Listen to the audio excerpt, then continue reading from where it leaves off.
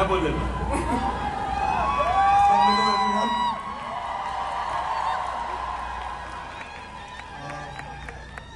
Thank you audience.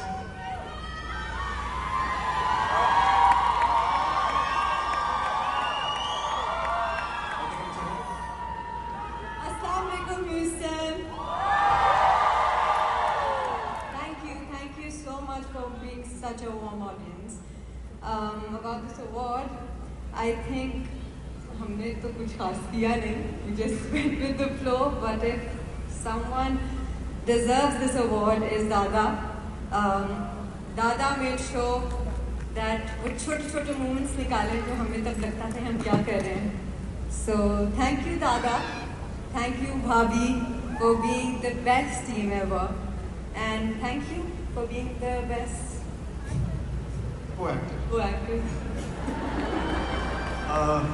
Thank you दादा, thank you भाभी for seeing potential in अस। इश्क मुर्शिद मेरे लिए बहुत स्पेशल प्रोजेक्ट है और हमेशा रहेगा। Thank you so much for your help and support.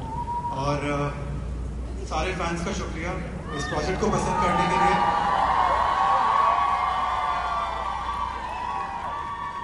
इस प्रोजेक्ट के हर कैरेक्टर को पसंद करने के लिए, मिस्टर भदे को पसंद करने के लिए, OST को पसंद करने के लिए, मोस्ट इम्पॉर्टेंटली हम दोनों के काम को पसंद करने के लिए। Thank you so much.